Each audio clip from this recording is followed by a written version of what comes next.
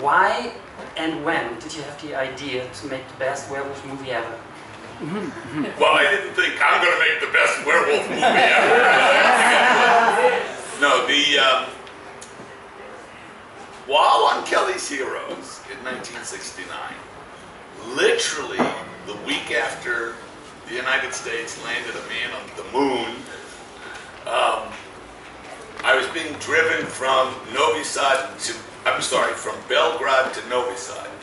And there's one, I don't know about now, that was many years ago, but there was one road that went like straight for hundreds of miles with trees on both sides. It was like an alley, this one road. And you know, in many countries, and now in the United States too, when there's a fatal car accident, there's always a shrine, there's flowers. And this road was like a florist. These are the worst drivers in the world. And there weren't that many cars in Yugoslavia at the time. And I'm being driven, I kept thinking, Jesus Christ, I'm looking over. Anyway, we stopped. We go, why are we stopping? And I was with, Sasha was a Yugoslav, whatever he was, a Serb or a Korean, I don't know. He said, I don't know what's going on. He goes to look. There was two Greek Orthodox priests with the big hats and lots of incense and waving things and holy water. And a corpse was on the ground. It was wrapped in canvas. And then, like a mummy, so wrapped in canvas. And then the canvas was wrapped with garlands of garlic and rosaries. And there were like 12, 15 people. They were gypsies. And what was shocking to me was they looked like dress extras. They looked like they were extras on the back lot of Universal, because they all had babushkas and big earrings, and they looked like you got their wardrobe out of stock. It was like such a cliche to everything. But thank you. The Locarno Film Festival. Thank you. And what was going on was they were burying a guy who had committed a crime. I don't remember what, but it was egregious.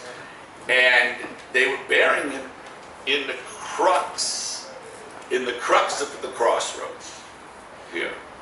And the weirdest thing is they were burying him. We watched the whole thing, feet first, standing in the thing. Then they covered it up. Holy water, praying, incense, you know, all this stuff. And then after about an hour, it was like, okay, we drove right over it. And I said, what the hell was that? Apparently he had done something terrible. And these were precautions so his body, he wouldn't get up and cause trouble. So I immediately thought of, you know, the camera moves in and fingers break the surface and like Peter Cushing pulls himself out. Like I'm thinking, are they serious? Deadly serious. And I was so taken with the idea that these people really believed in the living dead. And we had just put a man on the moon.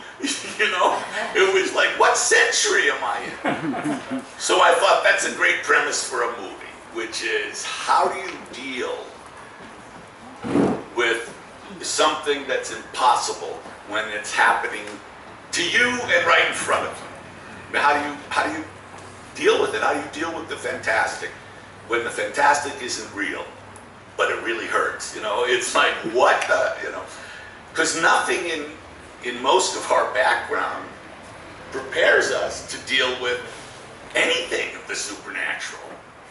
Mainly because there is no supernatural. There are no werewolves or vampires or zombies. Well, there are zombies, but that's a different. In any case, that's what happened. That evolved, and I wrote the script in Yugoslavia. We have